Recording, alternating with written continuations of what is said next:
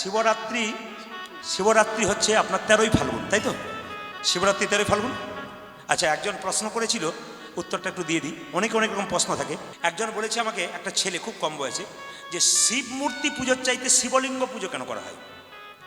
আর শিবলিঙ্গ পুজো শুনলেই দেখবেন আমাদের সমাজে অনেকে আছে ঠাট্টা করে, শিবলিঙ্গ পুজো করে, শিবের আবার লিঙ্গ পুজো কি? এই ধারণাটাকে যে ভাঙিয়ে দিতে চাই, যে এখানে বসে আছেন মন দিয়ে শুনবেন। শিবলিঙ্গ কেন পুজো করা হয়? অন্য ধর্মের মানুষরা বলতে পারে, আমাদের সমাজে কিছু লোক আছে একবার ডাইরেক্ট বলে, এই কীর্তন করছেন দাদা, শিবলিঙ্গের পুজো হয়, এ আবার কীরকম কথা? আসলে যারা পড়ে না, যারা শাস্ত্র পড়ে না, তারা এই কথা বলে, যারা পড়ে তারা বলে না। মায়েরা, পার্বতী যখন, সতী যখন দেহত্যাগ করেছিল, তখন শিব ভোলানাথ তাকে কাঁধে করে নিয়ে যাচ্ছিল না? জোরে বলুন হ্যাঁ না? জোরে বলবেন, নিয়ে যাচ্ছিল না? এখন যখন নিয়ে যাচ্ছিল তখন কিন্তু শিবের শরীরে কোনো কাপড় ছিল না, শিব ছিল দিগম্বর।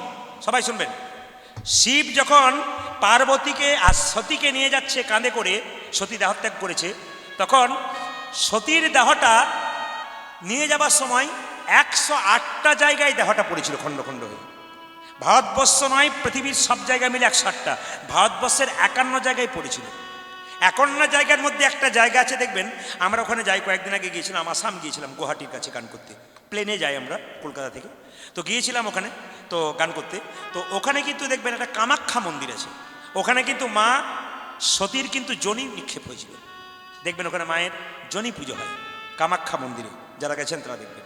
তো সবাই লক্ষ্য করুন, যখন শিব ভোলানাথ সতীকে কাঁধে করে নিয়ে যাচ্ছে, তখন তার শরীরে কোনো কাপড় ছিল না, সেটা এবারে দিগম্বর মূর্তি, কাপড় নেই।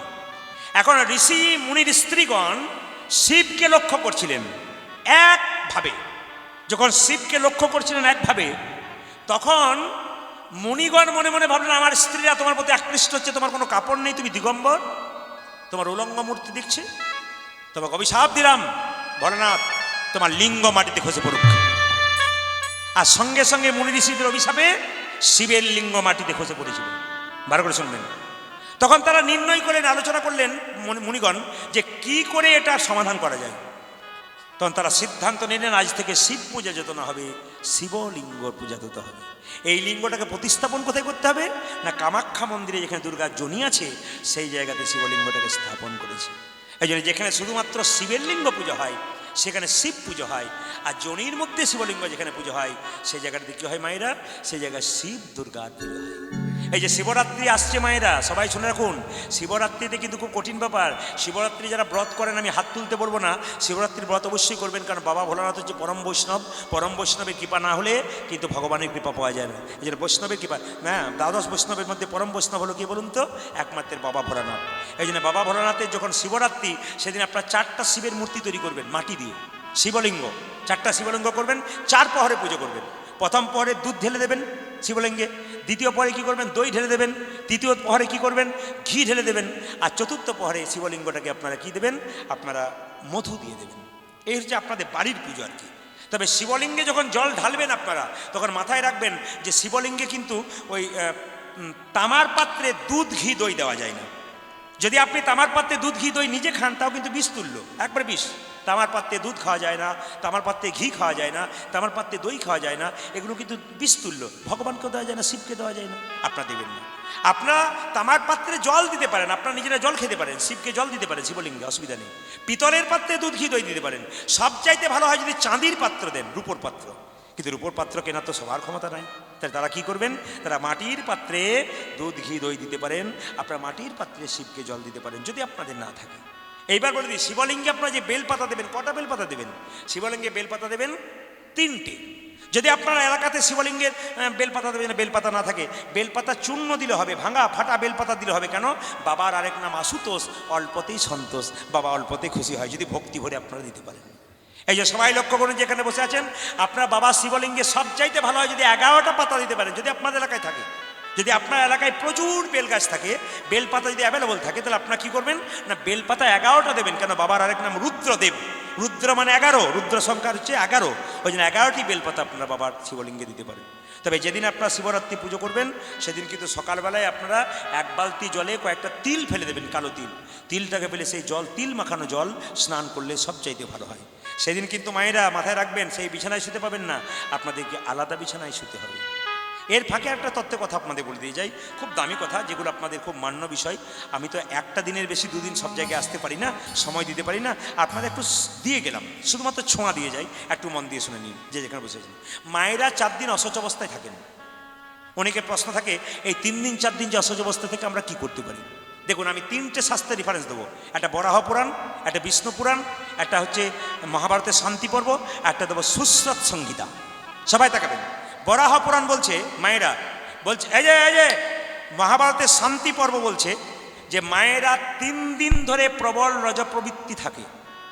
ওই সময় কিন্তু মায়েদের কতগুলো কাজ নিষেধ, তবু আপনারা করেন। আমরা বাড়িতে বাড়িতে সব জায়গায় দেখেছি, তবু আপনারা করেন। কিন্তু আগেকার মা কাকিমারা যারা চলে গেছেন অনেক আগে, তারা কিন্তু এগুলো করতেন না, মানতেন। কেন মানতেন? তখন তারা যৌথ পরিবারে ছিল, অনেকগুলো যা মিলে একসঙ্গে থাকতো। ওই জন্য একজনের শরীর খারাপ হলে একজন রান্না বান্না করে দিতে পারতো। এখন কি বলুন তো, হাম দো আর হামারা এক, না কি বলছেন? হাম দো আর আমাদের তো সব একটা করে, না কি বলছেন? হাম দো, স্বামী স্ত্রী আর একটি, হাম দো হামারা এক।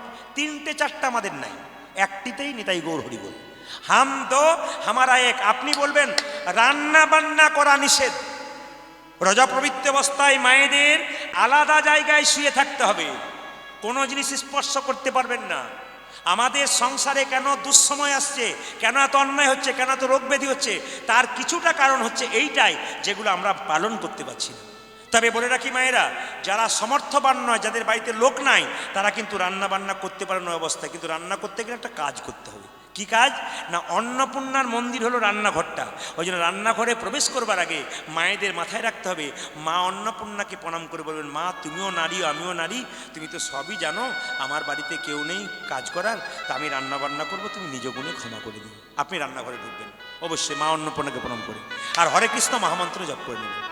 তবে হ্যাঁ, রান্না আপনারা করতে পারেন, কিন্তু এটা মাথায় রাখবেন, যে 3 দিন রজপবিত্র অবস্থা আমার মায়েরা বোনেরা থাকেন, সেই 3 দিন কিন্তু আপনি আপনার বিছানাতে শুতে পাবেন না, আপনি আলাদা করে শোবেন। আপনার সবচাইতে মঙ্গল, খুব ভালো করে শুনবেন, সবচাইতে মঙ্গল। এমনকি আপনার মেয়ে যদি 18 বছর হয়, মায়ের কাছে শুয়ে থাকে, কিংবা 12 বছর হয়, ওই অবস্থায় মেয়ে ছেলে কাউকে শোয়ানো যাবে না। যদি ছোট বাচ্চা থাকে, মায়ের দুগ্ধ পান করে, সেই একমাত্র শুতে পারে, বাকি কিন্তু কেউ শুতে পারে না। মহাভারতের শান্তি পর্ব পরিষ্কার করে বলেছে, খুলে দেখে নেবেন, পরিষ্কার বলছে যে স্ত্রী রজপ্রবৃত্তি অবস্থায় কোনো পুরুষ যদি তার সঙ্গ করে, পরিষ্কার লেখা আছে, কোনো স্ত্রী রজপ্রবৃত্তি অবস্থায় থাকে, কোনো পুরুষ যদি তার সঙ্গ করে, তবে সেই পুরুষকে সরাসরি নরকে যেতে হয়। মহাভারতের শান্তি পর্ব। আবার আপনি সুশ্রত সংহিতা, সুশ্রত ঋষি বলছেন, কোনো পুরুষ যদি রজপ্রবৃত্তি নারীর সঙ্গে সঙ্গ করে, তবে সেই পুরুষের 3টে জিনিস চলে যায়। একবার পরিষ্কার করে, সুশ্রত সংহিতা, সুশ্রত ঋষি বলছেন 3টে জিনিস চলে যায়। কোন 3টে জিনিস? একটি বুদ্ধি, একটি শরীরের বল, একটা চোখের জ্যোতি। এই 3টে জিনিস পুরুষের প্রথম যায়। কে বলল? সুশ্রত সংহিতায় সুশ্রত ঋষি। বরাহ পুরাণ বলল, মায়েরা 3 দিন রজপ্রবৃত্তি অবস্থায়, আপনারা 3 দিন কোনো দেব মন্দিরে যেতে পারবেন না, কোনো দেব মন্দিরে পূজা পাঠ করতে পারবেন না, কোনো দেব মন্দিরে বিগ্রহকে স্পর্শ করতে পারবেন না, কোনো প্রসাদ তৈরি করতে পারবেন না। আপনারা ওই 3 দিন বাড়িতে বসে মানসিক জপ করতে পারেন, মনে মনে গুরুমন্ত্র জপ করতে পারেন, মনে মনে হরে কৃষ্ণ মহামন্ত্র জপ করতে পারেন, কিন্তু আপনি কোনো মতেই মন্দিরে ঢুকতে পাবেন না, বিগ্রহ সেবা করতে পারবেন না। 3 দিন পর পর 4 দিনে দিনে আপনাদের স্নান, সেই স্নানটা কিন্তু ভগবানের পুজো করার জন্য নয়। বরাহ পুরাণ বলল কি, সেই স্নানটা কি না, 2টো কারণে, একটি রান্না বান্না করার জন্যে, একটা প্রতিস্পর্শ করার জন্যে, 2টো কারণে 4 দিনের স্নান। আর 5ম দিনে যে স্নানটা করবেন, সেই স্নানটা করার পরে আপনাদের কি হবে, আবার পূর্বের মতো আপনি দেব সেবা করবেন, ভগবানের সেবা করবেন, সব কিছু কাজই করবেন আপনারা। কীর্তনের মাধ্যমে বহু তত্ত্ব কথা আছে, বহু শিক্ষার জিনিস আছে। রাত্রি শেষ হয়ে যায়, আমি আপনাদের বলতে চাই, আপনারা যারা কীর্তন শুনতে এসছেন, কৃষ্ণ কালনাগকে দমন করতে যাবে, তার আগে বলে রাখি, আমাদের হিন্দুদের 12 মাসে 13টি পার্বণ আছে। জোরে বলুন হ্যাঁ না না, আছে কি না? আমি বলতে চাইছি, এগুলোকে নষ্ট করে দেবেন না, পাশ্চাত্য শিক্ষায় শিক্ষিত হয়ে। বারবার বলবো, পাশ্চাত্য শিক্ষাকে নিজের কাছে নিয়ে আপনারা এগুলোকে নষ্ট করে দেবেন না, এগুলোকে ধরে রাখবেন। প্রাচীন মায়েরা, প্রাচীন বাবারা যে রীতি নিয়ম করেছে, সেগুলোকে আপনারা মানুন, নইলে অসুবিধা আছে। আচ্ছা, আপনারা সবাই লক্ষ্য করুন, হ্যাঁ, আমাদের মাঘী পূর্ণিমা বলে একটা পূর্ণিমা আছে না? ক তারিখ হচ্ছে? 29শে মাঘ দেখবেন মাঘী পূর্ণিমা হচ্ছে। মায়েরা সবাই লক্ষ্য করুন, এই দিনটা কিন্তু খুব দামি দিন। গত পরশু তারিখে সরস্বতী পুজো হয়ে গেছে, ওই দিন কিন্তু একটা স্নান হয়ে গেল। কি স্নান বলুন তো? শাহী স্নান, মহাকুম্ভে। জেরে বলুন হ্যাঁ না না, মহাকুম্ভে শাহী স্নান হয়ে গেল।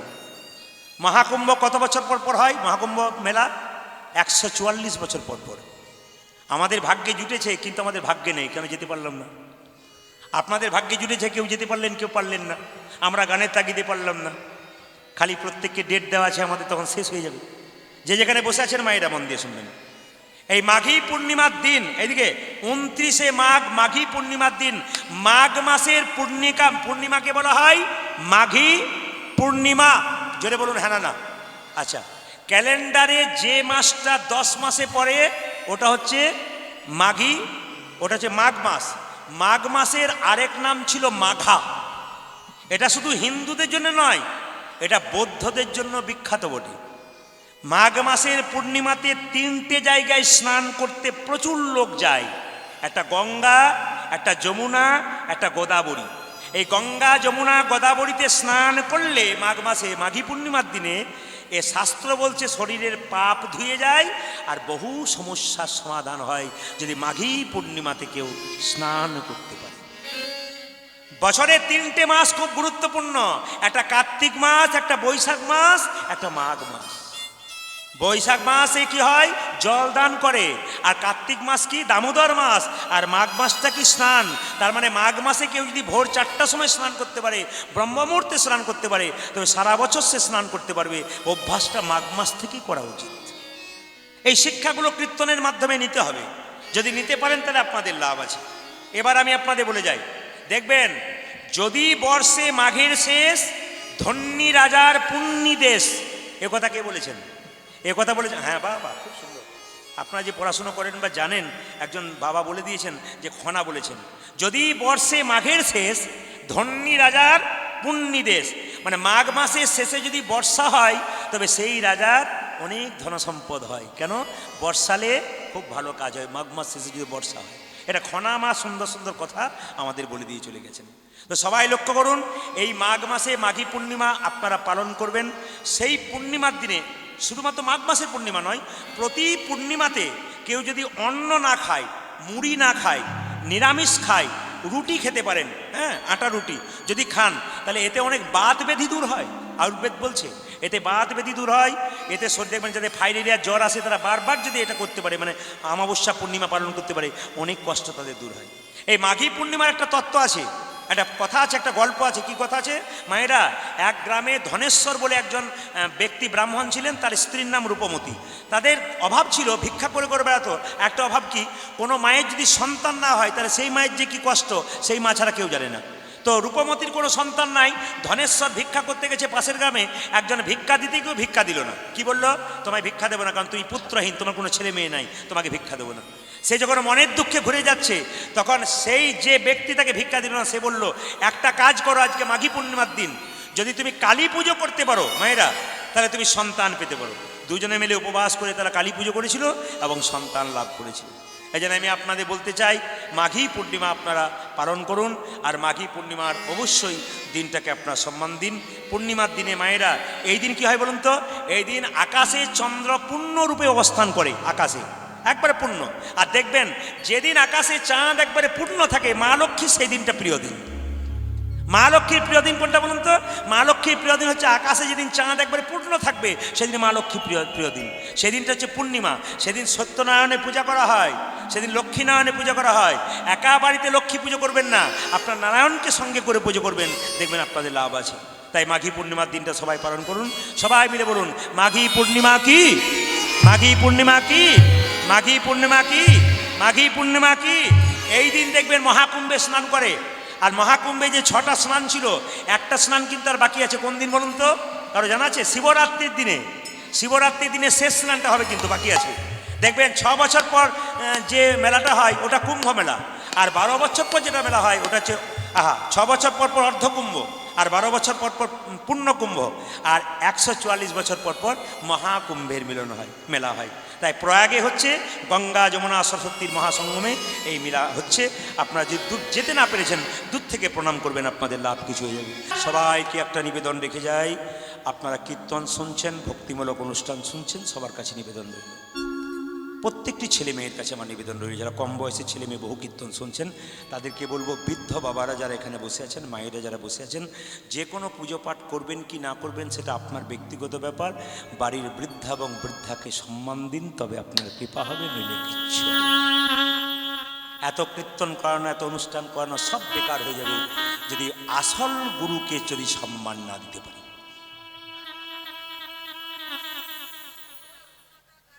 ও আচ্ছা, গুরু মাতা গুরু পিতা গানটা ওটা গৌরচন্দিকাতে পেরিয়ে গেছে তো, বেশ ঠিক আছে, আপনার কথা রাখবেন। মায়েরা সবাই লক্ষ্য করুন, বৃদ্ধ বাবাকে আর বৃদ্ধা মাকে যদি বাড়িতে কেউ সম্মান না দিতে পারে, আর যতই কীর্তন শুনুন আর কীর্তন করুন, আপনার জীবনে কোনো লাভ হবে না।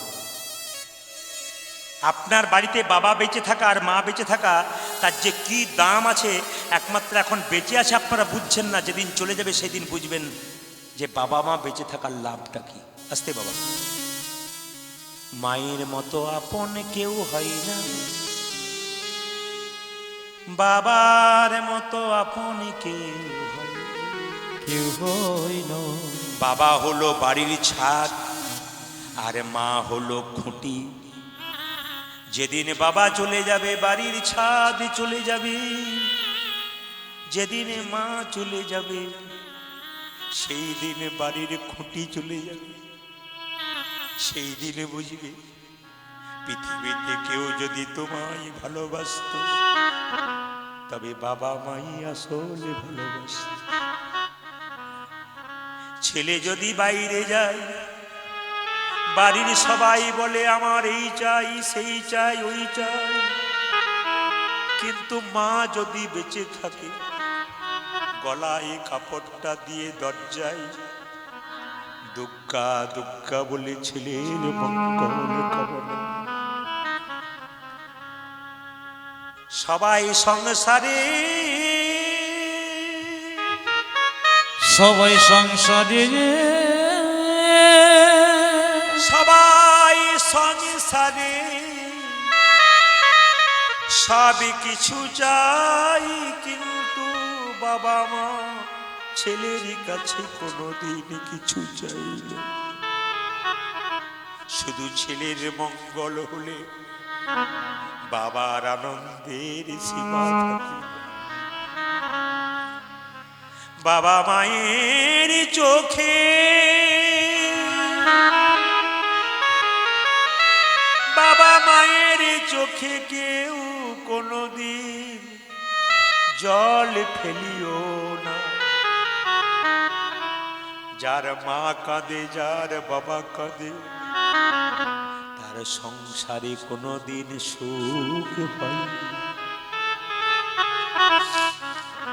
এখানে গল্পটা বন্ধ করতে বলুন, সবাই লক্ষ্য করুন যে যেখানে বসে আছেন। আমি যখন বাড়িতে কীর্তন করে যেতাম, আমার মা যখন বেঁচে ছিলেন, বাড়ির সবাই ঘুমতো। দরজা খোলার পর জিজ্ঞেস করতাম, মা তুমি ঘুমোওনি? তুই যে বলেছিস আজ রাত্রিতে বাড়ি ফিরব। সন্ধ্যাবেলা থেকে আমি ঘুমোতে পারিনি বাবা। যতক্ষণ না বাড়ি ফিরবি ততক্ষণ চোখটা মুছতে পারবো না। শ্মশান ঘাটে যাবার আগে মা বাবা তার সন্তানের জন্য ভগবানের কাছে প্রার্থনা করে যায়, আমার সন্তান যেন থাকে দুধে। আসল পুজো তো ওই জায়গাতে। আমি যত বড়ই জজ হই, যত বড়ই ম্যাজিস্ট্রেট হই, যত বড়ই আমার খেতাব থাক না কেন, সব তো আমার মায়ের জন্য। যে নিজে না খেয়ে 10 মাস 10 দিন ধরে পেটে ধরে রেখেছিল, কত মন্দিরে গিয়ে কতবার মানত করেছে, আমার খোকা হলে আমি তোমাকে সব দিয়ে দেব। ইনি হচ্ছেন মা। একজন মায়ের যে কত ত্যাগ, একজন বাবার যে কত ত্যাগ, একমাত্র বাবা মা বেঁচে আছে যাদের, তারা এখন বুঝতে পারছেন না। যখন চলে যাবে তখন বুঝবেন আপনার বাড়ির বৃদ্ধ বাবাটার কত দাম ছিল। দাঁত থাকতে দাঁতের মর্ম কেউ বোঝে না, দাঁত চলে গেলে বোঝে যে দাঁতের মর্ম কত কাটেছে। ওই জন্য বারবার বলবো, যতই কীর্তন শুনুন, যতই ভক্তিমূলক গান শুনুন, আপনাদের কাছে নিবেদন রইল আসল জায়গাটা ঠিক রাখুন। কীর্তন কেমন জিনিস দেখুন। এখনই আপনারা হাসছিলেন, আনন্দ করছিলেন, তালি দিচ্ছিলেন, এখন আসরটার দিকে তাকান স্তব্ধ হয়ে গেছে। কেন হয়ে গেছে? আমার গুরুজি বললেন কীর্তন তোকে এভাবে করতে হবে, মানুষকে নাচাবি, হাসাবি, গাওয়াবি, কিন্তু চোখের জল ফেলাবি যেন মানুষের ভেতরে কিছু চলে যায়। একটা মায়ের পেটে একটা বাচ্চার 10 মাস 10 দিন জায়গা, সেই ছেলে বড় হয়ে যখন পলাশির বাজারে বড় একটা ফ্ল্যাট কেনে, সবার জায়গা হয় কিন্তু বাবা মায়ের জায়গা হয়। কিন্তু একবার পরিষ্কার বলে যায়, আঙুল তুলে সবার সামনে ডাইরেক্ট বলে গেলাম, যদি কীর্তন করা সার্থক হয় তবে আমি বলে গেলাম, কম বয়সে রক্তের গরমে যদি তুমি বয়স্ক বাবা মাকে কাঁদাও, তুমি তৈরি হয়ে থাকো, তোমার ছেলে যখন বড় হবে তুমিও আরো অজঞ্জরে কাঁদবে, পাক্কা তৈরি। তুমি ভেবে নিও না যে আজকে আমি কাউকে কাঁদাচ্ছি বলে আমি কাঁদবো না, কাঁদালে কাঁদিতে হয় এ কথাটা মিথ্যে নয়, যে যেমন কর্ম করে তার সেরকম ফল। অনেক ছেলে আছে বড় পোস্টে যাবার পর নিজের মা বাবাকে পরিচয় দিতে চায় না, বলে আমার মা নয়, আমার বাবা নয়, এটা নয়, আমার মা বাবা আলাদা। এর চাইতে লজ্জার কি হতে পারে? ছেলে যখন ছোট থাকে মা তখন কেঁদে কেঁদে বেড়ায়, আমার ছেলে খাই না বলে। ছেলে যদি না খাই বড় হবে কি করে? ছেলে যখন বড় হয় তখন মা কাঁদে, ছেলে আমায় ভাত দেয় না বলে। সবচেয়ে দুঃখের ব্যাপার এইটাই। আপনাদের কাছে নিবেদন রইল, আসল কীর্তন এই জায়গাতে যে মাকে সেবা করে। আমি তারকেশ্বরে হুগলি এলাকায় প্রচুর গান করি। রাত্রিবেলা যখন গাড়ি ছাড়ি তখন দেখবেন ওখানে শুধুমাত্র শ্রাবণ মাসে জল ঢালছে তা নয়, আপনি তারকেশ্বরের পথ দিয়ে যাবেন, দেখবেন 12 মাস দেখতে পাবেন ছেলে মেয়েরা বাঁক কাঁদে নিয়ে যাচ্ছে, বাঁক কাঁদে নিয়ে সবাই জল ঢালতে যাচ্ছে, সবাই 12 মাস দেখতে পাবেন। শুধু আপনি শ্রাবণ মাসে দেখবেন তা নয়, আপনি 12 মাস দেখুন। তারকেশ্বর রাস্তাতে যাবেন, দেখে কোনো ছেলে না কোনো মেয়ে, কোনো ছেলে দল বেঁধে তারা আসছে, কেন? জল ঢালবার জন্য। আমার গাড়ির পোস্টার দেখে একজন বলছে, বাবু আমি আপনার খুব প্রোগ্রাম দেখি, আপনি একবার নামুন, প্রণাম করুন। তো জিজ্ঞেস করলাম, হ্যাঁ গো, তুমি যে বাঁক কাঁদে নিয়ে জল দিতে যাচ্ছ বাবাকে, তোমার বাবা কি করে? বলে আমার বাবা চাষিবাসী মানুষ। বলে গ্রীষ্মকালে তোমার বাবা যখন চাষবাস করে বাড়ি ফিরে তখন তোমার বাবাকে একটু জল দিয়েছিল তো? বলে না তো দিইনি। তোমার বাবা যখন অসুস্থ অবস্থায় পড়েছিল বাবাকে একটা জল দিয়েছিলে? বলে না দিইনি। তবে তুমি বাবা ভোলানাথকে যে জল দিতে যাচ্ছ বাবা গ্রহণ করবে না, আগে জীবন্ত বাবা মাকে জল দিতে হবে, তবে ওই বাবা মাকে জল দেওয়া সার্থক হবে, নইলে গোটাটাই তোমার বিকল। দুর্গার অষ্টমীর দিনে পুষ্পাঞ্জলি দিচ্ছেন, নতুন জামা কাপড় পরে মাকে পুষ্পাঞ্জলি দিচ্ছেন। মা বলতে চাইছে, মাটির প্রতিমা পুজিস রে তুই, আগে ঘরের জীবন্ত বাবা মাকে পুজো কর। জীবন্ত বাবা মা যদি খুশি থাকে তবে মাটির প্রতিমা খুশি হবে না, কে বলেছে? আসল জায়গাতেই তো আমাদের গলদ রয়ে গেছে, আমরা তো নিজের মা বাবাকে সেবা করতে পারি না। তাই প্রতিটি আসরে আমার একই বক্তব্য, একই কথা আপনাদের কাছে, যেন নিজের বাবা মাকে সম্মান দিতে শিখুন। যদি আপনি দেবেন বয়সকালে কিন্তু আপনিও পাবেন, আপনি দেবেন না আপনি তৈরি হয়ে থাকবেন, আপনিও পাবেন না, একবারে তৈরি হয়ে থাকবেন। গোপালের কপালে তিলক দিয়ে দিলেন, আপনারা কপালে সবাই তিলক নিয়েছেন, আস্তে অনেকে নিয়েছেন অনেকে নেন নাই। সবার কাছে নিবেদন রইল, ভগবান শ্রীকৃষ্ণকে মা যশোদা যখন সাজাতেন কপালে একটা তিলক দিতেন, যেটা দিলে কিন্তু বাচ্চার আর কোনো বিপদ হয় না। আপনারা চেষ্টা করবেন আপনাদের বাচ্চাকে যশোমতী যে তিলক দিত, যে চন্দন দিত, আপনারা সেটা দেবেন। কি বলুন তো, আপনার হরিচন্দনের কি মৃত্তিকা, এই যে হরে কৃষ্ণ, আপনারা হরিচন্দনের মৃত্তিকা আপনার বাচ্চার কপালে দেবেন। প্রশ্ন করবেন হরিচন্দনের মৃত্তিকা কাকে বলে? তুলসী তলার কাঁচামাটি আর মায়ের স্তনদুগ্ধ একসঙ্গে মিশিয়ে ছেলের কপালে দিয়ে ছেলের কোনো বিপদ হয় না, এটা যশোমতী শেখাচ্ছে, আমি বলি নাই। যশোমতী তার কৃষ্ণকে যখন সাজাতো মা, তখন নিজের স্তনদুগ্ধ আর তুলসী তলার কাঁচামাটি একসঙ্গে মিশিয়ে গোপালের কপালে দিত, কেন? ছেলে যাতে বিপদ না হয়। আপনারা আপনাদের বাচ্চাকে বাইরে নিয়ে যাবেন তখন কপালে কিন্তু হরিচন্দ্রের মৃত্তিকা দেবার চেষ্টা করবেন। আর আপনারা যারা কীর্তন শুনতে এসছেন তাদের কাছে নিবেদন রইল, একটা সদবা নারীর লক্ষণ কি? স্মৃতির সিঁদুর, হাতের শাখা, হাতের নোয়া, এগুলো হচ্ছে একটা সদবাণীর লক্ষণ। একজন ভক্তের লক্ষণ কি বলুন তো? তিলক আর তুলসী মালা। আমি জানি আপনারা তুলসী মালা অনেকেই পড়েছেন, তিলক কিন্তু অনেক বাবা নিয়েছেন, আবার কেউ কেউ নিতে পারেন নাই। আমি আপনাদের বলবো তিলক আপনারা নেবেন, তবে বলে রাখি আমাদের মতো তিলক যদি কেউ না নিতে পারেন, তিলকটার তত্ত্ব একটা আছে, আপনারা সবাই শুনবেন। এই যে তিলক দেখতে পাচ্ছেন ডান দিকের দাগটা, এটার নাম ব্রহ্মা, বাঁ দিকের নামটা কি দাগটা, এটার নাম মহেশ্বর, আর মাঝখানে ফাঁকা জায়গাটা কি? বিষ্ণু। যার কপালে ব্রহ্মা বিষ্ণু মহেশ্বর আছে তার আবার চিন্তার কি আছে। আবার শাস্ত্র বলছে দেখুন, এই কপালে তিলকটাকে শাস্ত্র বলছে গোবিন্দের চরণ। এই তিলকটাকে যদি গোবিন্দের চরণ ধরা যায় তাহলে ফোঁটাটা কি? তুলসী পাতা। গোবিন্দের চরণে তুলসী পাতা কটা দিতে হয় মা? 3টে দিতে হয়। সবাই মনে রাখবেন, গোবিন্দের চরণে তুলসী পাতা কিন্তু 3টে দিতে হয়। কেন 3টে দিতে হয়? একটা ডান পায়ে, একটা বাঁ পায়ে, একটা দুটো পায়ের মাঝে। কেন না, ভগবান যখন বামন অবতার ধারণ করেছিলেন তখন নাভি থেকে একটা পা বের করেছিলেন। ওই চরণটাকে স্মরণ করে আমাদের একটা তুলসী পত্র দিতে হয়। সবাই লক্ষ্য করুন, আপনাদের বাড়িতে একটা কথা বলে রাখি, আপনাদের যারা যাকে ভালোবাসেন, ছেলেকে ভালোবাসেন, মেয়েকে ভালোবাসেন, স্বামীকে ভালোবাসেন, সবাইকে ভালোবাসেন, কিন্তু মনে রাখবেন এই জগতে কেউ কাউকে ভালোবাসলে একবার ধাক্কা দিতেই পারে, আপনাকে ধোকা দিতেই পারে, কিন্তু গোবিন্দকে ভালোবাসলে আপনার জীবনে কোনো ধোকা নাই, সে কিন্তু আপনার পাশে পাশেই থাকে। শাস্ত্র বলেছে যে মদ ভক্ত যত্র গচ্ছন্তি তত্র গচ্ছামি পার্থিব ভক্তানুমন গচ্ছন্তি মুক্ত স্থিতি বিসহ। তার মানে কি, বৎসের পশ্চাতে যেমন ধাই ধেনুগণ, ভক্তের পশ্চাতে সেরকম যায় জনার্দন। মায়েরা, আপনার বাড়িতে একটা গাভীর বাচ্চা হয়েছে, বাছুর, আপনি বাছুরটাকে ছেড়ে দিন, গাভীটাকে বেঁধে দিন, দেখবেন বাছুরটা দৌড়ে দৌড়ে পালাবে। যেদিকে বাছুরটা দৌড়ে পালাবে, গাভী তার পেছন পেছন দড়ি ছিঁড়ে পালাবে। কেন? যদি বাচ্চাটাকে কেউ কেড়ে নেয়, বাচ্চাটা খালে বিলে পড়ে যায়, ভক্ত যখন ভগবানের নাম গাইতে গাইতে পথ দিয়ে চলে যাবে, ভগবান ভক্তের পেছনে গাভীর মতো ছুটতে চলে। এই জন্যে ভগবান শ্রীকৃষ্ণ বলেছে অন্তকালে শরণম মুক্তকালে ব্রহ্ম, আমাকে সবসময় স্মরণ করো, আমি শেষ সময় তোমার কাছে যাব। কেউ যাক আর না যাক, আমি শেষ সময় তোমার কাছে থাকবো, যে তুমি আমাকে স্মরণ করতে পারো। এই জন্য আমি আপনাদের বারবার বলবো, যে যেখানে বসে আছেন ভগবানের সঙ্গে সম্পর্ক করুন, দেখবেন আপনার জীবন সুন্দর হবে। এই জগতে যারা আছে সম্পর্ক করবেন, কিন্তু ভগবানের সঙ্গে সম্পর্ক যেন পাকা হয়ে থাকে। আমি বাবাদেরকে বলি, মায়েদেরকে বলে রাখি, বাড়িতে যদি গোপাল থাকে, রাধাকৃষ্ণ থাকে, তাকে সেবা করুন। রাধাকৃষ্ণকে স্নান করাবেন কিসে? বাড়িতে আপনার স্নান করাচ্ছেন, স্নান করছেন প্রতিদিন, আর ভগবানকে যদি স্নান না করান আপনার পাপ হচ্ছে। কিন্তু আপনার বাড়িতে রাধা গোবিন্দের যদি ছবি থাকে সেটাকেও স্নান করান জল দিয়ে, যদি রাধা গোবিন্দের মূর্তি থাকে তাকেও স্নান করান, যদি গোপাল থাকে তাকেও স্নান করান। যদি আপনি স্নান না করান, নিজে স্নান করান, আপনার পাপ হচ্ছে। আপনি নিজে খাচ্ছেন, গোবিন্দকে দিচ্ছেন না, আপনার পাপ হচ্ছে। তাহলে ভগবানকে স্নান করাবেন কোন জলে?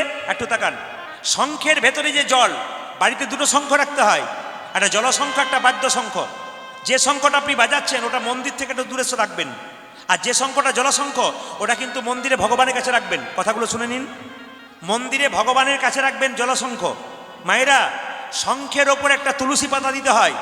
বাড়িতে যে আপনারা শঙ্খ রাখেন না, শঙ্খের ওপর একটা তুলসী পাতা দিতে হয়, নইলে শঙ্খকে অপমান করা হয়। যার বাড়িতে শালগ্রাম শিলা আছে, শালগ্রাম শিলার নিচে একটা তুলসী পাতা দিতে হয়। এবার যে শঙ্খের ভেতরে আপনার জল দিয়ে আপনি গোবিন্দকে স্নান করাবেন, এটা পবিত্র জল। গোবিন্দকে স্নান করানোর পর একটা কাপড় দিয়ে মুছে দেবেন গোবিন্দের গোটা শরীরটা। মুছে দেওয়ার পর সেই কাপড়টা ধুয়ে রেখে দেবেন পরের দিনের জন্য। একটা জামা পরাবেন, গোবিন্দের কপালে তিলক দেবেন, গোবিন্দের চরণে চন্দন দিয়ে একটু ফুল দেবেন। কোন ফুল আপনি দেবেন? শ্মশানে যদি ভালো ফুল ফুটে থাকে সেই ফুল আপনি দেবেন না, যে ফুলের উগ্র গন্ধ আছে সেই ফুল আপনি দেবেন না। মলমূত্রে পরিপূর্ণ অগোছালো জায়গাতে ফুল গাছ হয়েছে, সেই ফুল গাছের ফুল আপনি গোবিন্দকে দেবেন না। শুদ্ধ ফুল দেবেন, ভক্তি ভরে দেবেন। তবে হ্যাঁ, আপনারা মন্দিরে ফুল দেওয়ার জন্য ফুল তুলতে যান, কিন্তু গাছকে কোনোদিন বলেছেন যে বৃক্ষ তোমার কাছে ফুল তুলছি, তুমি আমাকে ক্ষমা করে দাও? তোমার তো কষ্ট হবে, ফুল তুললে কষ্ট হবে না গাছের? তা বৃক্ষকে কোনোদিন বলেছেন? কিন্তু শাস্ত্র বলছে যখন আপনি ফুল তুলতে যাবেন, যদি না বলে নেন তাহলে আপনার চুরি করা হচ্ছে। এই জন্য মায়েরা যখনই ফুল তুলতে যাবেন তাকান আমার দিকে, গলায় কাপড়টা দিয়ে, দাদা ভাইরা সবাই গলায় কাপড়টা দিয়ে বৃক্ষকে বলবেন, হে বৃক্ষ মাতা, তুমি যে বক্ষ বিদীর্ণ করে ফুল দিয়েছো, এই ফুল গোবিন্দ সেবায় লাগাবো, তুমি যেন নিজ গুণে আমাকে ক্ষমা করে দাও। এতগুলো কথা যদি বলতে না পারেন, তাহলে গলায় কাপড়টা দিয়ে বৃক্ষ মাতাকে প্রণাম করে বলবেন, আমি ফুল নিলাম গোবিন্দ সেবায় লাগাবো, তুমি আমাকে নিজ গুণে ক্ষমা করে দাও। ব্যাস, এ কথা কিন্তু আপনাদের বলতে হবে। শাস্ত্রে অনেক নিয়ম আছে যেগুলো আমরা জানি না, যদি জানতে পারেন তাহলে আপনার জীবন সুন্দর হয়ে যাবে। ভগবান শ্রীকৃষ্ণ যখন সেজেছে, শ্রীরাম সুদাম সবাই অপেক্ষা করে আছে গোপালকে নিয়ে যাবে জন্যে। মায়েরা দেখবেন, ছেলের বা মেয়ে যদি বাইরে যায়, যদি মা যদি বাম কনিষ্ঠ আঙুলে দন্তাঘাত করে, ছেলে কোনো বিপদ হয় না। মায়েরা যদি ছেলের বাম কনিষ্ঠ আঙুলে দন্তাঘাত করে, ছেলের কোনো বিপদ হয় না। আপনাদের এই এলাকাতে একটা ভালো জিনিস দেখলাম, যেটা না বললে নয়, আমি খুশি খবর, আমি খুব আনন্দ পেলাম ঢোকার পরে। আমার এত আনন্দ হয়েছে যে আমার বাড়িতে আসার পর থেকে খালি মনটা ঘুরঘুর করছে, খুব ভালো লাগলো আমার। বলবো না, বাদ দিয়ে দেবো, বলে দিই। মানে আমি যখনই আপনাদের গ্রাম ঢুকবো তখনই একজন বললেন, আপনি যা পাবেন পাবেন, সব গ্রামে যা পাবেন পাবেন, এই এলাকায় কোনো মাতাল পাবেন না। এখানে কেউ মদ খায় না। আপনাদের হাসিতেই বুঝতে পেরেছি পার্টি আছে। হ্যাঁ। এইদিকে হাসিতেই বুঝতে পেরেছি। কেন? আমি ত্রিপুরাতে যখন এই কথাটি বলেছি তখন ত্রিপুরা মায়েরা বাবারে কি কাপড় দিয়ে, মানে ওইখানেও পার্টি চলে আর কি। মানে জগাই মাথায় কোনো জায়গায় বাদ রাখে নাই, সবাইকে একবার মাথায় হাত বুলিয়ে দিয়ে গেছে, খা বাপ খা। আর কি আবার দেখবেন অনেকে দেখবেন দুর্গা পুজোর সময় বা পুজোর সময় ছেলে যদি খেয়ে ফেলে না, ওর মাকে বলে অনিলের মা, এখানে অনিল থাকলে কিছু মনে করবেন না কিন্তু যদি মিলে যায়, অনিলের মা, অনিল যে আজকে খেয়েছে একটু পুজো বলে খেয়ে ফেলেছে। মানে কি সুন্দর অনিলের মা বলছে পুজো পারবো না, একটু খেয়ে ফেলেছে। নিয়ে একদিন অনিলের মা অনিলকে অনিলের মাকে অনিল পয়সা চেয়েছে, মা দেয় নাই, অনিলের মাকে মেরেছে। নিয়ে অনিলের মাকে একজন জিজ্ঞেস করছে, তোমার ছেলে নাকি তোমাকে মেরেছে? একটু খেয়ে ফেলেছে তাই মেরেছে। মানে কোনো অসুবিধা নাই না, কিছুতেই অসুবিধা নাই, মারলে অসুবিধা নেই। এই দিকে তাকাবেন, আপনার এলাকায় মাতাল নাই আমি বললাম, কিন্তু যেই না আমি ছোট নলদর ঢুকতে যাব তার 1/2 কিলোমিটার দূরে গাড়িটা আমার ড্রাইভার দাঁড়িয়েছে, আর একজন টলতে এসে বলছে, আপনি না প্রদীপ বাবু? আমি তখন বুঝতে পেরেছি পার্টি আছে। কীর্তনে যে কি রস আছে, এ সারা রাত্রি হলেও শেষ হবে না। কেন? কীর্তনে সব রকম চাই, নইলে গন্ডগোল আছে না। কি বলছেন আপনি? মানে একটা রান্না করলে খাবারে যেমন সব মাল মশলা চাই, নইলে অসুবিধা আছে। শুধু ডাল ভাত দিলে হবে না, চাটনিও চাই না। কি বলছেন? পাঁপড়ও চাই, দইও চাই। আমার বাবা আমাকে বলতেন, আমার বাবা ডাক্তার ছিলেন, উনি বলতেন কীর্তন করবি, আমার খুব পছন্দ নেই, তুই কীর্তন কর, শিক্ষক হয় স্কুলে, তোর অসুবিধা নেই। 7 জন আমরা ইংরেজিতে এমএ করেছিলাম, 6 জন শিক্ষক শিক্ষিকা, আমি হই নাই। ওরা বলেছিল যে তুই তো সরকারি চাকরি নিলে, আমরা নিলাম। বললাম তোরা তো সরকারি চাকর হলি, আর আমি এমন একজনের চাকর হলাম যার জন্য গোবিন্দের কৃপায় সাধুগুরু বৈষ্ণবের চরণ ধুলি মাথায়। তো বাবা বলেছিল বাচ্চা ছেলেরা ওষুধ খেতে যায় না, চিনি মিশিয়ে দিই তবে খাই, বাবা বলেছিল। সেরকম যখন শাস্ত্রের কথা বলবি রেফারেন্স দিবি, শাস্ত্রের প্রমাণ একবারে কোথায় কি লেখা আছে, কিন্তু মাঝে মাঝে একটু চিনি মেশাবি, নইলে কিন্তু অসুবিধা আছে। তো চিনি আপনাদের মেশাতে হয়। একবারে সত্যিকারের ঘটনা, একজন এসে বলছে প্রদীপ বাবু আপনি না? হ্যাঁ হ্যাঁ, আজ তো আপনার কীর্তন শুনতে উনি এসেছেন বলেই বলছেন, থাকুন। মানে উনি আমাকে এমনি করে ইশারা করেছেন বলে মনে পড়ে গেল বললাম, কিন্তু কেউ দেখতে পেলেন না ওনাকে আমি ইশারা করে, উনি কিন্তু ইশারা করে দিয়েছেন, দাদা আমি এসেছি, উনি এসেছেন নাকি। তো সবাই লক্ষ্য করুন, উনি আমাকে বলছেন প্রদীপ বাবু বলে কি কীর্তন আপনি করবেন ঠিক কথা, কিন্তু আমার স্ত্রী না আপনার কীর্তন সবসময় শোনে, ঝগড়া হয় আপনাকে নিয়ে, খালি ওটা নিয়ে। এখন সব কথা হয়ে গেল, শেষে বলছে একটি কবিতা আপনি বলুন। বলুন দেখুন 1টা 1:30 বাজছে, আমাকে খেতে হবে, শুতে হবে, কালকে রাত 3টের সময় আমি শুয়েছি, এখন যদি 2 ঘন্টা না ঘুমানো হয় তাহলে অসুবিধা আছে। তখন বললেন যে না আপনাকে একটা কবিতা বলতে হবে। আমার তুমি একটা বলো, আমি শুনে চলে যাই। উনি তখন বলছেন একটি বলবো? বলে হ্যাঁ বলো। দেখুন আপনাদের এলাকায় মানে মাতাল্লা যে এত সুন্দর কবিতা বলে আমার জানা ছিল না। উনি বলছেন আপেলে পোকা, দুধে জল, বিড়িতে শক্তি, আর মদে বল। কি সুন্দর কবিতা দেখুন, বলছে আপেলে পোকা, কত সত্যি কথা বলছে দেখুন, আপেলে পোকা, দুধে জল, বিড়িতে শক্তি, আর মদে বল। মাতাল কিন্তু লাইনে কথা বলে।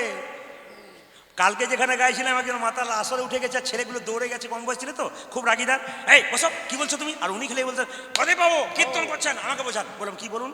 ওরা ছেলেগুলো সব দৌড়ে যাচ্ছে, মানে বলতে দাও। তখন ছেলে ভদ্রলোক বলছে আচ্ছা যে হরিনাম করে সেও মরে, আর যে করে না সেও মরে, করলেও যদি মরে, না করলেও যদি মরে, না করাটাই ভালো। কত পাকা কথা বুঝতে পারছেন তো? কেউ করে নাই, পার্টি করে দিয়েছে আর কি। তো আমি বললাম দেখো বিড়ালের যখন বাচ্চা হয় তখন বিড়াল কি করে, বাচ্চাকে দেখবেন কোলে করে নিয়ে যায়। আমি যাই না বলেছি, কোলে করে নিয়ে যায়, মায়ের বলছে হ্যাঁ কি করতে হবে, হ্যাঁ বলছি কোলে করে নিয়ে যাই। যখন বাচ্চাকে নিয়ে যায় তখন কোথায় নিয়ে যায়? মুখে করে নিয়ে যায়। আবার ইঁদুরকে নিয়ে যায় তখন জোরে বলুন, মুখে করে নিয়ে যায়। দুটো নিয়ে যাও কি এক? দুটো নিয়ে যায় এক। তাহলে ভগবানের ভক্ত যারা তাদেরকে ভগবান নিয়ে যায়, আর অভক্ত তাদেরকে নিয়ে যায়। অভক্ত নিয়ে যায় ইঁদুরের মতো কষ্ট দিতে দিতে, আর ভক্তকে নিয়ে যায় প্রেম সে নিতাই গৌর হরি। তো যেই না আমাকে বলেছে হ্যাঁ হ্যাঁ হ্যাঁ একটু বন্ধ করুন, আপেলে পোকা, দুধে জল, বিড়িতে শক্তি, মদে বল, আমাকে হচ্ছে আপনাকে এক লাইন বলতে হবে।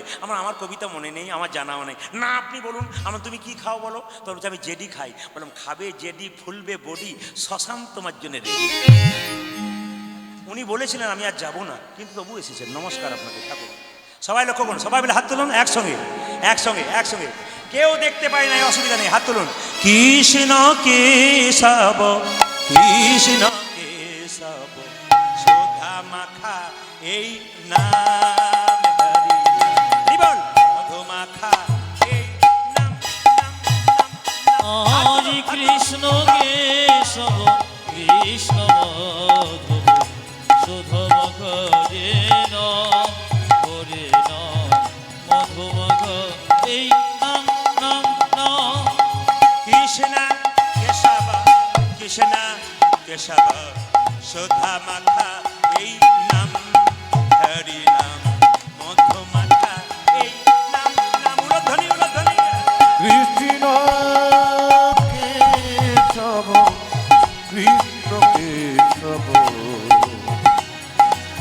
সুধা মাখা হে নাম হরি নাম মধু মাখা এই নাম। এই নাম জপ হলো আপনারি।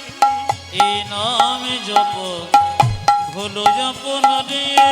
এই নাম জপ হলো আপনারি। এই হরি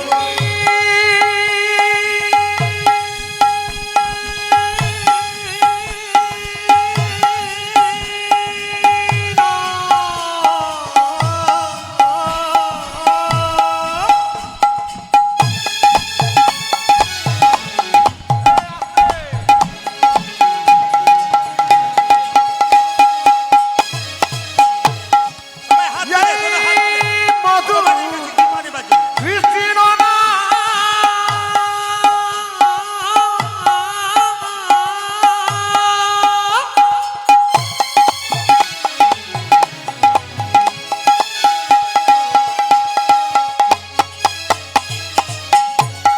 এই নামে দেবা দেবা করে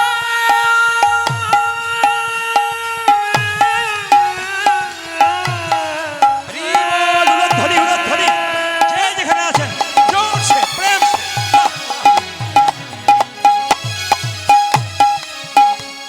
তার খোদা তৃষ্ণা যাবে গোদরে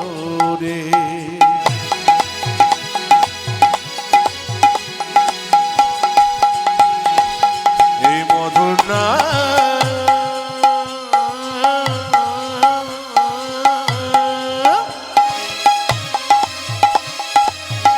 এই কৃষ্ণ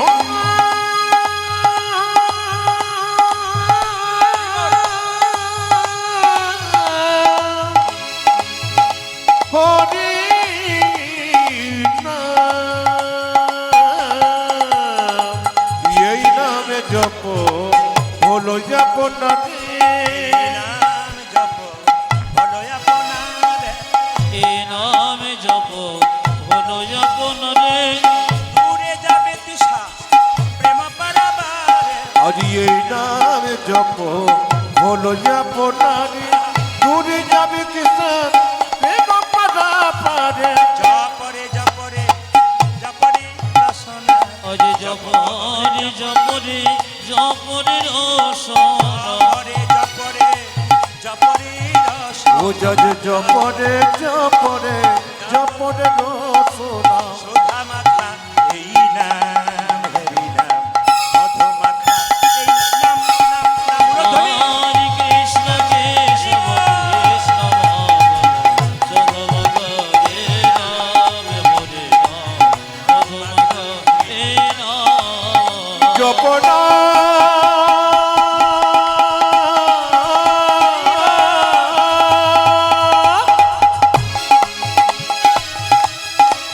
বলো কৃষ্ণ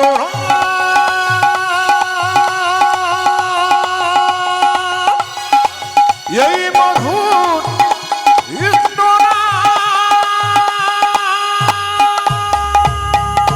রাধা রানী কি, বাহ বাহ। শ্যাম সুন্দর কি, মদন মোহন কি, সাতিহারা সংঘ কি, যে কোনো জায়গায় গান করতে গেলে আসলে কিছু নতুন বউ যখন শ্বশুর বাড়ি যাবে তখন তার কিন্তু ভয় থাকে শাশুড়ি মা কেমন হবে। ঠিক সেরকম কিছু মনে করবেন আমরা যখন কীর্তন করতে যাই এদের সঙ্গে তো পরিচয় নাই, তখন যখন ফোনে কথা হয় তখন আমরা একবার ফোন করে শুনি এরা কেমন হবে। একজন আমাকে বলেছিল আপনি আসুন আপনাকে কাঁচা লঙ্কা ঠান্ডা ভাত খাওয়াবো। আমার তাহলে গন্ডগোল কিছু আছে বোধহয়। আজ সকালে যখন ফোন করে বললো না না গরম ভাত হচ্ছে তখন বুঝলাম বেঁচে গেলাম, ঠিক আছে বোধহয়। কিন্তু এখানে এসে দেখলাম না সত্যি ছেলেগুলো এত ভালো এত ভদ্র, যার বাড়িতে আছি সে তো অতীব ভদ্র, আর কমিটির ছেলেগুলো এত ভালো, ইস্কনের ভক্ত রয়েছে তার মধ্যে, ছেলেগুলোর মধ্যে প্রেম রয়েছে ভক্তি রয়েছে। আমি একবারে মা সরস্বতীর কাছে প্রার্থনা করে গেলাম এই ছেলেগুলো অনেক দিন দীর্ঘজীবী হোক এবং অনুষ্ঠানটা বহুদিন ধরে এখানে পরিচালনা করুক হিন্দু সনাতন। মানে এত এত ভালো লেগেছে এই ছেলেগুলোকে, এত ভালো লেগেছে, খুব মন দিয়ে বলছি, খুব হৃদয় থেকে বললাম। খুব গতকালও ছিল বাচ্চা বাচ্চা ছেলেগুলো, তারা আমার পায়ে ধরে শেষে কাঁদছে, বাবা খুব কষ্ট করে দরজায় দরজায় ভিক্ষা করে আপনাকে এনেছি, আবার আমাদের যেন পরে একটা চান্স দিয়েন, আমাদের ছোট ছোট মুখগুলোকে দেখে আপনারা ভুলে যেন না যে এরা কিছু করতে পারবে না। আমি আশীর্বাদ করে এলাম আমাদের যুব সমাজ আজকের দিনে আরও উন্নতি হয়েছে, আমাদের বাবাদের আশীর্বাদ আপনাদের উপর থাকবে। বয়স্ক বাবার এখানে কীর্তন শুনছেন, অনেক বয়স্ক বাবারা, তাদের চরণে আমার কোটি কোটি ধন্যবাদ প্রণাম রইল। আপনার ঠান্ডাতে বসে কীর্তন শুনছেন, সবাই মিলে ভগবান শ্রীকৃষ্ণ আজকে কালিয়নাগকে দমন করতে যাবেন বলে সবাই লক্ষ্য করুন। কৃষ্ণ যখন কালিয়নাগকে দমন করতে যাবে মায়েরা তখন কি করলো না জলের মধ্যে ঝাঁপ দেবেন। কিভাবে তাকান, হেরি যদু নন্দন দুষ্ট সর্প বিনাশন, আজকে যদু নন্দন দুষ্ট সর্ব বিনাশন, হেরি যদু নন্দন দুষ্ট সর্প বিনাশন, ওজা যে হেরি যদু নন্দন দুষ্ট সর্প বিনাশন, চড়িলেন চড়িলেন চড়িলেন কদম্বের ডালি, চড়িলেন কদমের ডালে, চড়িলেন কদম্বের ডালি, ওই দেখো চড়িলেন কদম্বের ডালি, কদম্বের উপরে চড়ি ঘনমাল সাটি মারে, আজ কদমের উপরে চড়ি ঘন মানুষ মরে, কদম্বের উপরে চড়ি ঘনমাল সাটি মারে, এই কদম্বে উপরে চড়ি ঘন মারে ছাট মারি, ঝাঁপি দিলেন ঝাঁপি দিলেন ঝাঁপি দিলেন কালী দহ জলে, তারা ঝাঁপে দিলেন কালে দহ জলে, ঝাঁপি দিলেন কালী দহ জলে, ওজাজি ঝাঁপি দিলেন কালে দহ জলে, সে যে কারো দর্প রাখে না সে যে রে, কারো দর্প রাখে না রে, কারো দর্প ও রাখে না, দেখো কারো দর্প রাখে না রে, দর্পহারি প্রাণ গোবিন্দ কারো দর্প রাখে না আজ রে, দর্প হারি প্রাণ গোবিন্দ কারো দর্প রাখে না রে, দর্পহারি প্রাণ গোবিন্দ কারো দর্প ওজাজি রাখে না রে। দর্প কারে প্রাণ গোবিন্দ কারো দর্প রাখে না রে, ঝাঁপি দিলেন ঝাঁপি দিলেন ঝাঁপি দিলেন কালী দহ জলে। তারা ঝাঁপে দিলেন কালে দহ জলে। এবার কিন্তু মায়েদের বিষয় আছে, মায়েরা বলুন তো ছেলের বিপদ হলে বাড়িতে সব চাইতে আগে কে জানতে পারে, জোরে বলুন। হ্যাঁ, ছেলে যদি ঘর থেকে কাজে বেরিয়ে যায়, তাহলে মনিটরটা দিন, মনিটরটা কম আছে। ছেলে যদি ঘর থেকে কাজে বেরিয়ে যায় বা ছেলে স্কুলে যায়, মা খালি অমঙ্গল চিন্তা করে, রাস্তায় ছেলের কিছু হবে না তো, ছেলে ঠিক মতো পৌঁছালো তো। মায়েরা, কৃষ্ণ যখন কালীদহের জলে ঝাঁপ দিয়েছে গোটা বৃন্দাবন অন্ধকার হয়ে গেছে। আপনারা জানেন যখন প্রচণ্ড মেঘ আসে বৃষ্টি হয় তখন শিলাবৃষ্টি হয়, কিন্তু আজকে বৃন্দাবনে কৃষ্ণ কালিয়নাগকে দমন করবে বলে গোটা বৃন্দাবন অন্ধকার, আর বৃন্দাবনে পথে পথে খালি সাপ দেখা যাচ্ছে। সাপেদের রাজা কালিয়নাগকে দমন করছে কৃষ্ণ, এই জন্য সাপগুলো কুণ্ডলী আকার করে বিষ উদ্গার করছে পথে পথে। এই অবস্থা দেখে যশোমতী কাঁদছে আর বিচার করছে আমার গোপালকে আজকে বনে পাঠালাম কেন, আজকে তো আমার পাঠানো উচিত ছিল না, দাদা বলে জন্মদিন। তখন যশোমতী যত গপ গপি, তখন যশোমতী যত গপ গপি, তখন যশোমতী যত গপ গপি, আজ তখন যশোমতী যত ব্রজ কপি, বিচার করে যে মনে, আমার তখন যশোমতী যত গপ গপি, বিচার করিলেন মনে। বলরাম বিনে সখাগণ ওজা যে বলো রামে বিনে সখা গণ শোনে, বলরাম বিনে সখাগণ শোনে, ওইয়াকে বলো রাম বিনে সখাগণ শোনে, গোপাল গিয়েছে বনে, হরি বলরাম বিনে সখা গণ শোনে, দিয়েছে বনে। মায়েরা, ভোর ভোরবেলাকায় স্বপ্ন নাকি সত্যি হয়। যশোমতি স্বপ্ন দেখেছে তার ছেলেকে সাপে ধরেছে। যশোমতি বলছে, জানিস রোহিণী দিদি, আজ আমি স্বপ্ন দেখলাম, স্বপ্ন দেখে চমকে উঠলাম। যশোমতি কহে, দারুণ স্বপ্ন দেখেছি রজনী শেষে। যশোমতি কহে, দারুণ স্বপ্ন দেখেছি রজনী শেষে। যশোমতি কহে, দারুণ স্বপ্ন দেখেছি রজনী শেষে। যশোমতি কহে, দারুণ স্বপ্ন দেখেছি রজনীর হেসে। আমারে গোপালে ভুজঙ্গে বেরোলো, আমার গোপালে ভুজঙ্গ আর গোপালে ভুজঙ্গে বেরোলো। উজাজ আমার গোপাল ভুজঙ্গি বেরল। জানিল বিষম বিষে, আয় আমার গোপালে ভুজঙ্গ বেরল, জানিও বিষম বিষে।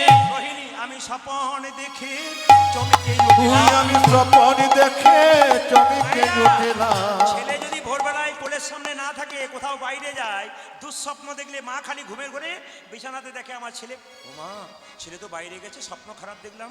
আমি স্বপন দেখে চমকে উঠলাম। আমি স্বপ্ন দেখি চমকে উঠলাম। ঘুমের ঘরে হাত বুলালাম, স্বপনে দেখে চমকে। তুই আমি ঘুমির ঘুরে হাতি বলালাম।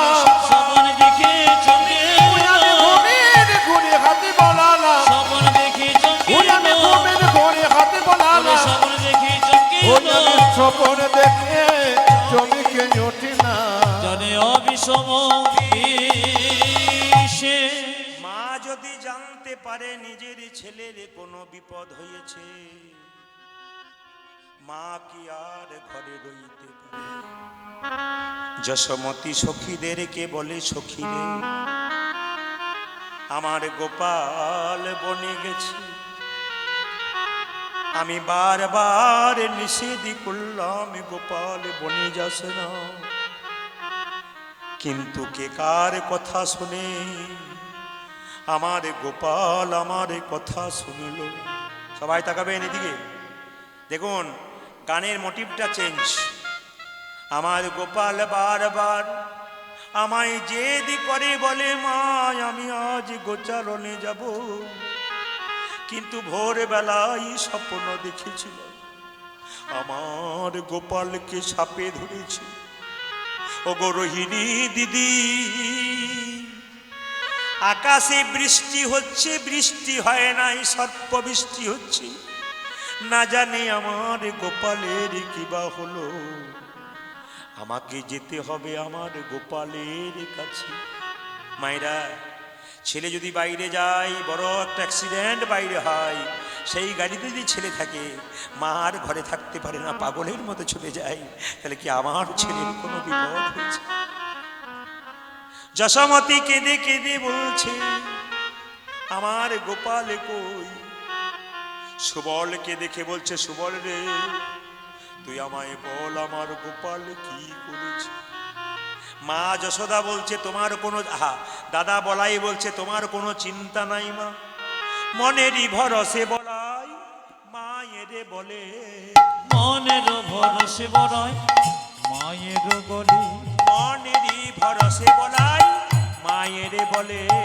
মনের ভরসে বড়াই মায়ের বলে। মায় আবার গোপাল তুমি করিবে গোকুলে। মায় আবার গোপাল তুমি করিবে গোকুলে। মায় আবার গোপাল তুমি করিবে গোকুলে।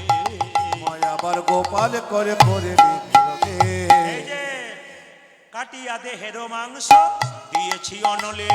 কাটিয়া দেহের মাংস দিয়েছি অনলে। ও যে কাটিয়া দেহের মাংস দিয়েছি অনলে। কাটিয়া দেহের মাংস দিয়েছি জননে। তবে তো পেয়েছি গোপাল তোমা হেন ধনে। তবে তো পেয়েছি গোপাল তোমায় কেন ধনে। তবে তো পেয়েছি গোপাল তোমা হেন ধনে। আজ তবে তোকে দিয়েছি গোপাল তোমা হেন ধনে। পুত্র ধন কি সামান্য ধন রে। অজে পুত্র ধন কি সম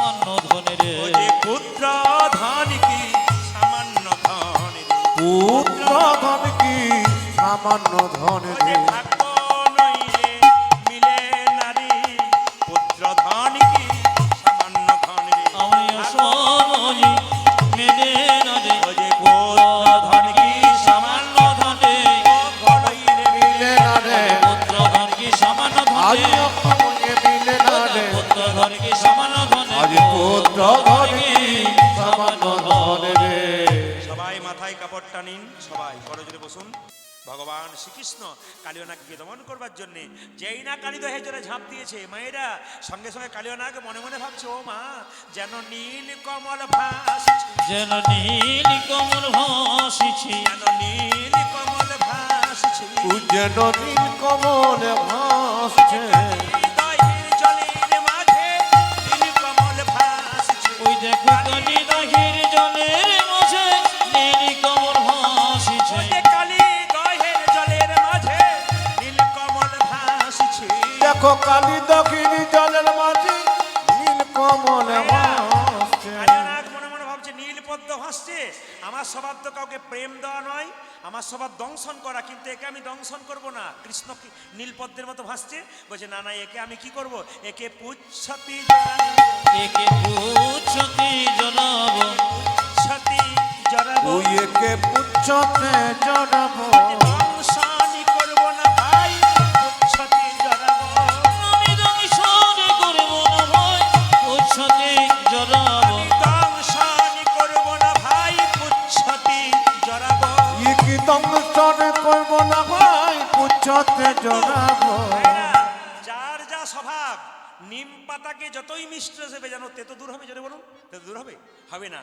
কালিয়নাগের স্বভাব তো দংশন করা, পরক্ষণেই মনে পড়ে গেল প্রেম দেওয়া তো আমার কাজ নয়, একে আমি দংশনই করব রে, একে দংশন করব রে দংশনই করব রে। ওই একে দংশন করিব রে সাথে জড়াবো না, দংশনই করব রে। আমি পুচ্ছতি জড়াব না দংশন করব ও রে যে পুচ্ছতে জড়াবো না, দংশনই করব রে। ওই কি পুচ্ছতে জড়াবো না দংশন করব ভাই লক্ষ্য করুন, রে কৃষ্ণঙ্গে কালীনাগ হানিছে দংশন, আনিছে দংশন পাষাণ সমান কৃষ্ণ হইল তখন। তখন ভাইরা, কৃষ্ণের গায়ে যখন কালিয়নাগ বারবার দংশন করছে, কৃষ্ণ তখন গোটা শরীরটাকে পাথরের মতো করে দিল।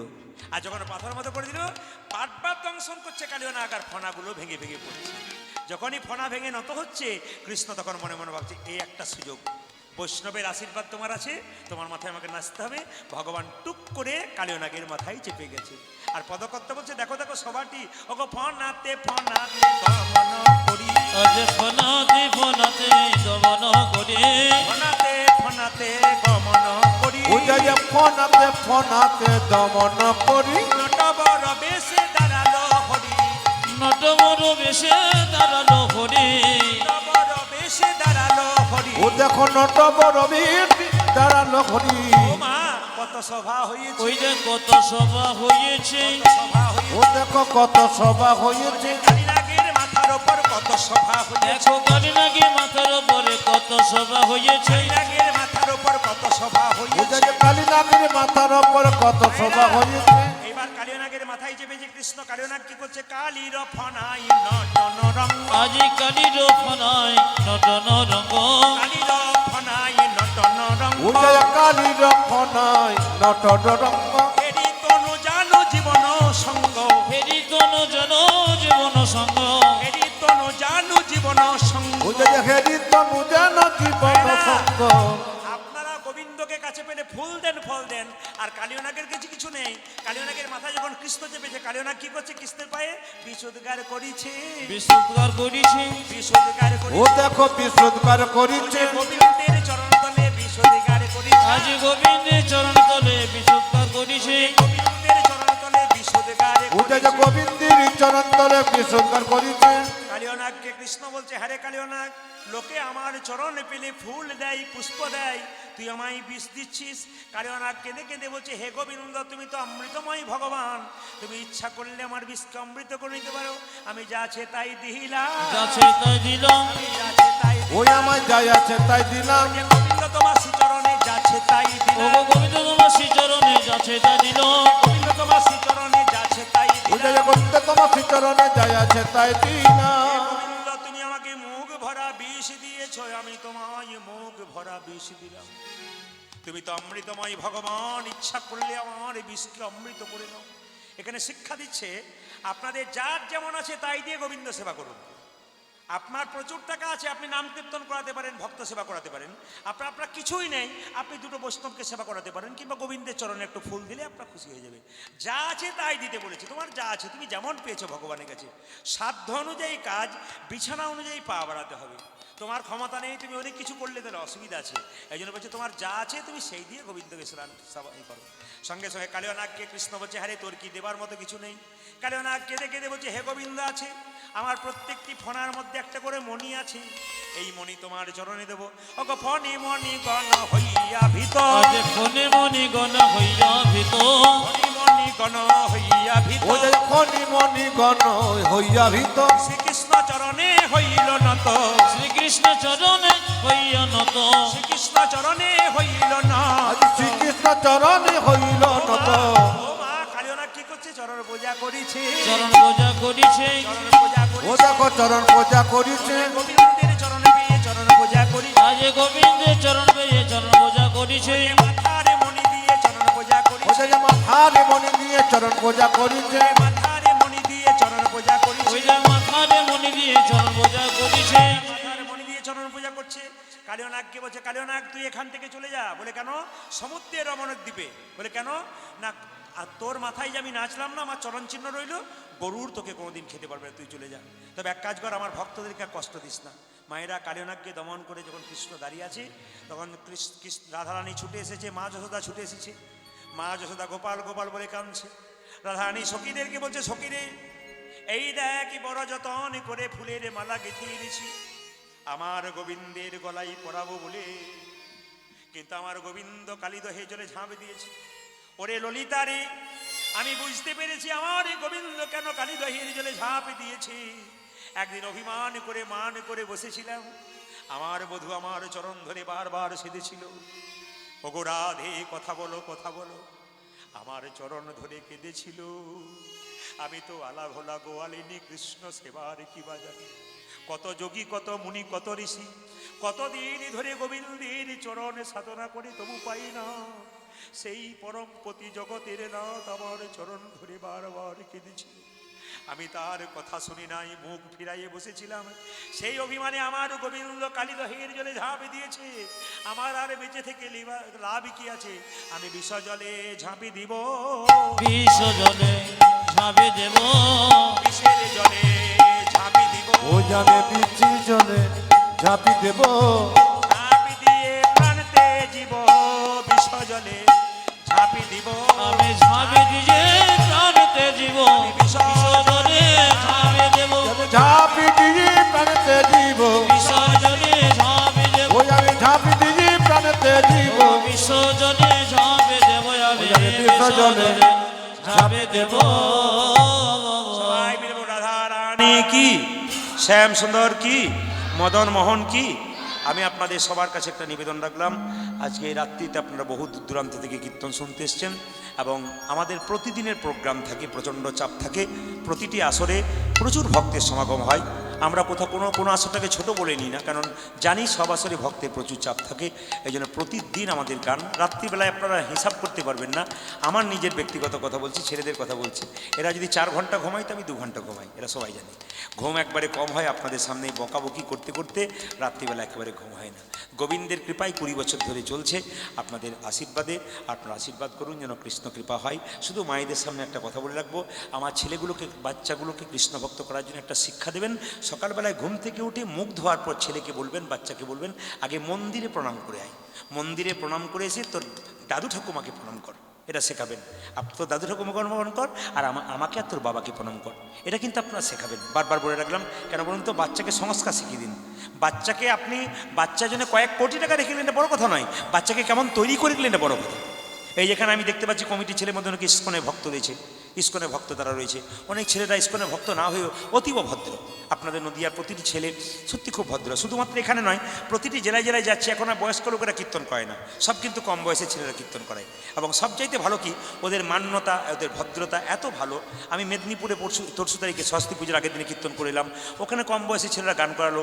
গান করার পর আমি যে প্রচণ্ড কুয়াশা, আমাকে যেতে হবে, ওরা বললো আপনার সঙ্গে সঙ্গে যাবো। বলে কেন না, আপনাকে একবার হাই রোড ধরাবো, তবে আমরা আসবো। আমি বাড়ি আসছিলাম। তাহলে এত ভালো ছেলে, এত ব্যক্তিত্ব, এই আমি খুশি খুব। আমাদের হিন্দু সনাতন ধর্মের ছেলেরা আরও কৃষ্ণ ভক্ত হোক। সবাই মিলে বসুন, প্রেম সে একটু মাথায় কাপড়টা নিন। আর রাধা গোবিন্দকে যখন আমরা যুগলে বসাবো, সবাই মিলে হাত তুলে একসঙ্গে গাইবেন, একসঙ্গে গাইবেন, একসঙ্গে সবাই মিলে। হ্যাঁ, তার আগে বলে দিই, আমার মোবাইল নাম্বারটা বলে দিই। একটা ফেক নাম্বার উঠেছে, কিন্তু এই নাম্বার আপনারা কেউ ফোন করবেন না। একটা ফেক নাম্বার উঠেছে, ওই ব্যক্তি প্রদীপ পালের ম্যানেজার বলে প্রচুর টাকা নিয়ে নিচ্ছে। আমি আমার পার্সোনাল নাম্বারটা বলবো। আমার পার্সোনাল নাম্বার এদের কাছে থাকে, আমার কাছে থাকে না, সবসময় ফোন ধরতে পারি না। আপনারা বলবেন 62 96 14 14 27, ক্যামেরার মাধ্যমে পাবেন। 62 96 14 27, 62 96 14 14 27। একটা আমার নাম্বার আছে 97 32 16 99 34, কিন্তু 34টা করতে গিয়ে ক্যামেরাম্যানরা কোনো কারণে 38 করে ফেলেছে। ওই যদি কোনো নাম্বারের শেষে 38 দেখতে পান, তো একটা হিন্দু ছেলে নয়, অন্য ধর্মের ছেলে, ও কিন্তু 38 নাম্বারটা বটে। ওই ছেলেটা প্রদীপ পালের ম্যানেজার বলে প্রায় কমিটির কাছে 5,000 10,000 টাকা নিয়ে নেয়। রেট করা কোনো গল্পই করে না, বলে আপনি যা দেবেন কোনো অসুবিধা নেই, এখন দেন তো 5,000 টাকা, তারপর দেখছি ওনাকে আপনার কাছে নিয়ে যাব। এখন কমিটি বুঝতে পারে না, তারা দিয়ে দেয়। প্রচুর টাকা সে নিয়ে নিয়েছে। এই জন্যে আমি বলতে চাইছি, যে নাম্বারে শেষে 38 দেখতে পাবেন, 38, সেই নাম্বারে ফোন করবেন না। সবসময় ফোন করবেন 62 96 14 14 27 অথবা 97 32 16 99 34। এই নাম্বারে ফোন করলে আপনারা পেয়ে যাবেন। আপনাদের কাছে নিবেদন রইল, যে যেখানে বসে আছেন